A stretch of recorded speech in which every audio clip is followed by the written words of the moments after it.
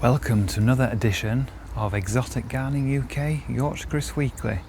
And it's been another amazing week. The weather has been pretty much sensational yet again for February. It's been 18 degrees, it's been sunny, it's been warm.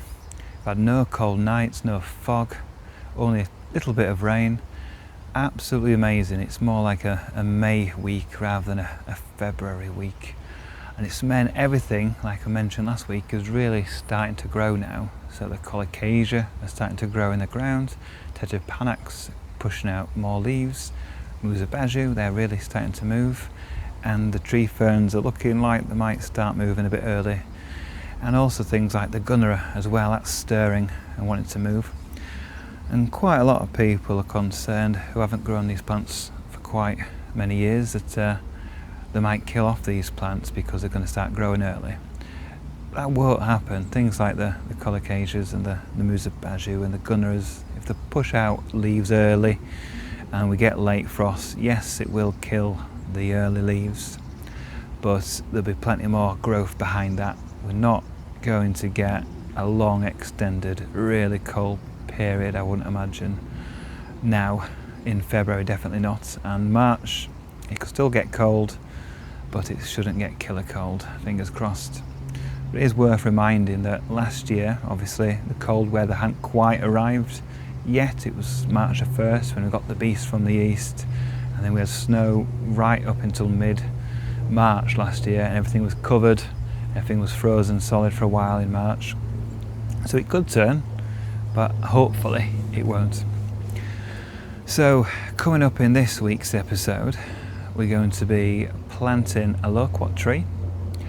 We're going to be cleaning out the pond, and we are also going to be looking at the Tetrapanax in closer detail.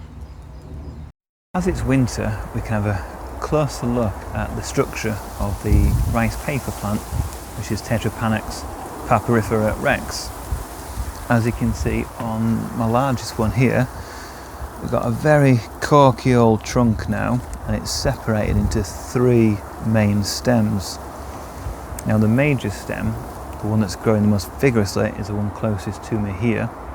And that, now it's above my head height, will mean that the leaves will be above my head height and it won't be coming over the path, and I won't need to cut off the lower leaves because the lower leaves will be above my head. But what happens when these get taller is often the leaves get smaller and smaller. So I have got an option of cutting a couple of these stems off and just keeping one. But the issue I've got is the one I'd like to keep as the main one is this middle one, because it's the straightest one going up. But that's the one that's had the most flowers on, and also the growth point isn't as strong as the one closest to me. So what I've decided to do actually is just to leave it as it is with all 3 major trunks coming up. This one will be, like I said, well above my head. The one on the far right gives it a bit of balance going that way, and the one in the middle might be the one that I cut back, but we'll see how it goes. If the leaves get quite small in early spring, I'll probably cut this one off and hope for bigger leaves on this main one up here. One thing you have to watch out for in this plant is all this tomentum, this fuzzy dust. You don't want to breathe that in, so when you're cutting leaves or rubbing past it, you don't want to get that in your mouth because it can give you a really bad cough that can last for weeks and weeks. So try to avoid that if at all possible. Now this plant is, I think it's about 9 years old now, and it's got a full big trunk that's going, well, it's about 2 meters tall now up to the growing point here. And it's a substantial plant, and it has, like I've mentioned in previous videos, sent loads of runners and suckers all around this bed. But the actual main plant is still going strong. The dead flowers are not going to open here because of the frost we had, so I will cut these off. So I'll do that in a minute, make sure I'm downwind when I'm cutting that so I don't get all the hairs, the dust in my face. And then I'll let it grow. They do start growing pretty early in spring. Already there's several leaves unfurling up here, and this will make a huge canopy, creating a bit of shade to walk underneath by sort of April, May time in fact. And then as the summer progresses, as you know, the flowers start to form sort of late summer into early autumn. So that's just a closer look at the Tetrapanax papyrifera rex. So behind me is a bed that I've just recently cleared, and what I've done is got rid of all the last year's growth of all the persicaria that took over this area, and I've gone back to basics and cleared around all the plants, including the Yucca gloriosa variegata, which I've taken away all the lower leaves, so it reveals the trunk, which is quite impressive to look at, big thick trunk, and it gives it a bit more stature in this space. I've also cleared the lower leaves of the Butia erispatha here. I've cut off the lower leaves of this Trachycarpus nova, and there's one plant here that I'm going to move, and that is this loquat. Now this loquat was planted here just a couple of years ago, and it's never really established. It's grown, as you can see, it's got lots of fresh new leaves to come through, but it's not very stable in the ground. And the reason for that is this whole area was basically rubble, and when I moved in, this was a heather bed. It was heathers growing on rocks. I removed lots of the bigger rocks to help form some of the waterfall around the pond, and what's left is very thin topsoil over nearly all this area. So it meant I could only plant small plants.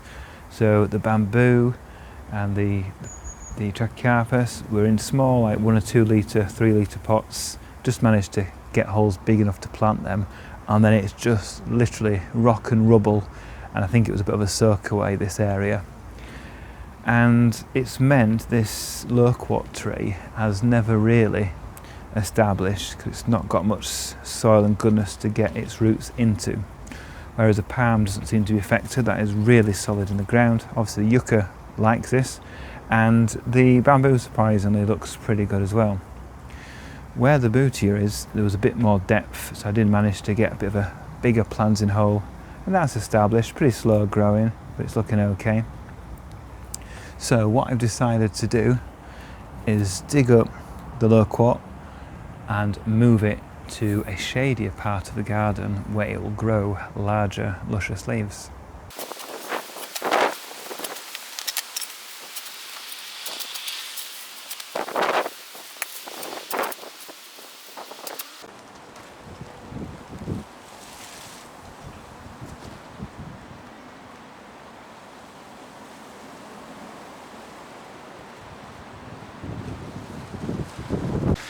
So if we have a look at the root ball of the loquat tree, you can see it didn't really establish at all.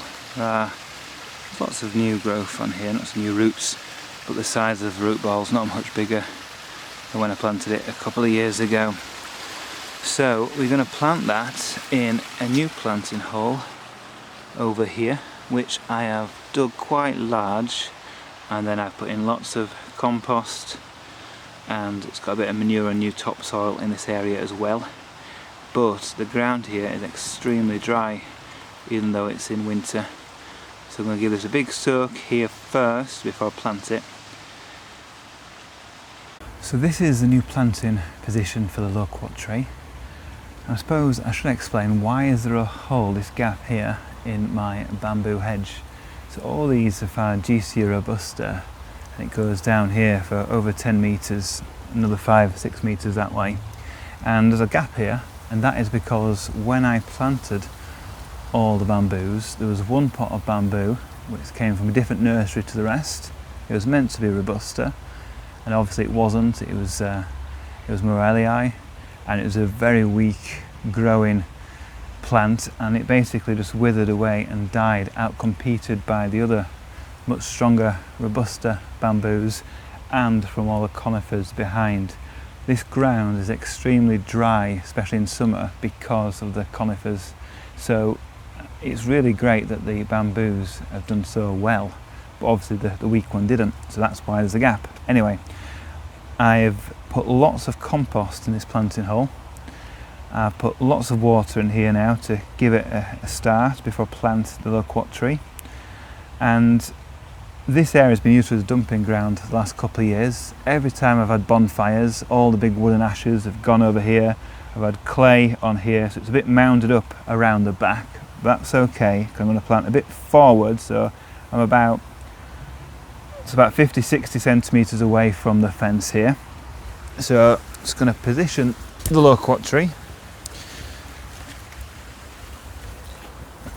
over here, decide which way is best looking at it. It's probably going to be that way.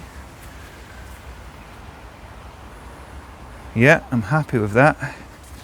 So now I'm just going to backfill with the mixed up topsoil and compost around here.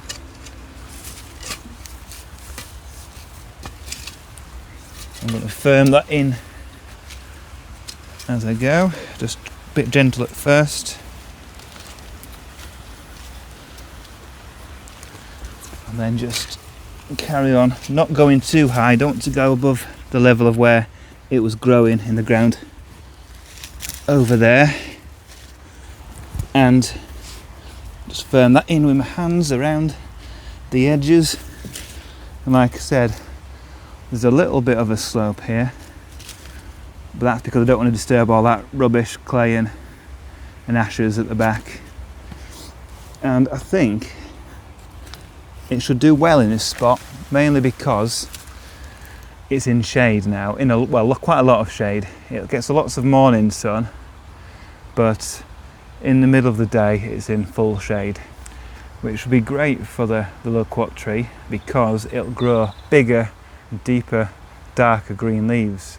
In sun, the leaves are smaller, so it's been in quite a lot of sun. It's only establishing, obviously, so it's not got massive leaves anyway. But when it comes into this area and grows, it should get leaves more this size or bigger. And it's got sort of like a powdery underside to the leaves and like a glossy upper surface, really nice evergreen leaves. So it's nice with a good big evergreen sort of shrub come tree in the garden.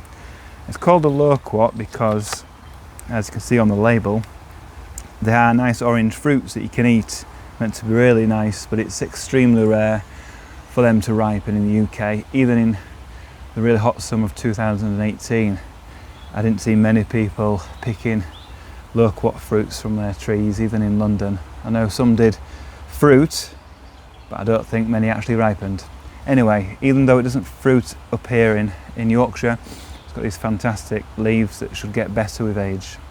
Now I'm here by the pond and I'm getting around to a job probably should have done quite a while ago, and that's cleaning out all the debris, all the rubbish that's blown into the pond over autumn and winter. So we've got big sticks and stems of bedding plants that were growing around the pond last year that have fallen in. Lots of things from the wind and storms we've had over the last year, and also lots of dying leaves from the lily pond, from the lilies here, and also the other plants. And we've also got lots of things we don't want in the pond. So we've got the oxygenators that have grown really well last year, so I want to thin those out a bit. And we've got the pondweed as well that I want to take out. Hopefully in here there might be some fish. There'll definitely be lots of newts, and there's lots of smaller mini beasts in here as well, dragonfly larvae, mayfly larvae, etc. One thing we don't have is frog spawn, and this pond's been in about 3 years now and there's been no frogs. I did turn off the waterfall for the last few months, hopefully to try to attract some frogs to come and spawn in the pond. But so far, having a look round, I don't think we've got any, unless that is. No, that's just a bit of pondweed. So I'm a bit disappointed we had no frog spawning in here, but we've had plenty of frogs, toads and newts using the pond, which is great. So right, what am I going to use to start cleaning out the pond? Well, got a little old brush for brushing some bits out and taking off the surface pondweed like that. Just put it on the side of the pond so any little creatures can find their way back into the pond. They've also got a tennis racket which will help scoop out some of the bigger bits, some of the big masses of pondweed we've got here. I'm going to spend in the afternoon just clearing out the pond. Right, I've had a good clean out of the pond, cleared away most of the pondweed and a lot of the oxygenators and all the twigs, etc. So it's a lot clearer on this side, and it's a lot clearer on this side as well, and it gives us a chance to have a closer look at some of the plants actually growing in and around the pond. So over here we have a xanthidacea that's actually growing in the water. As you can see, it looks a bit slimy, but they are showing some signs of life. There's new growth coming from the centre there. And then just next to that we have the epicedium, which is pretty much evergreen, and that's growing as well. It's contained in a container and it's got the membrane behind it so it can't spread into the ground behind it. In the pond itself we've got the water lilies that are stirring. We've got a little bit of new leaves emerging from the centre there, those speckled leaves. Over here we've got the Talia del Burrata, which is a bit tender, but it's still alive, and that will grow quite tall with really like canna-like leaves and purple flowers that are carnivorous. And we've also got, if you look down there, little colocasia that's just growing, that's in the water.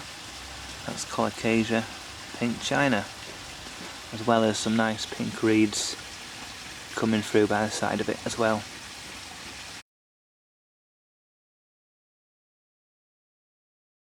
By the side of the pond, by the waterfall here, I've got these hardy evergreen ferns, the Chilean hard fern.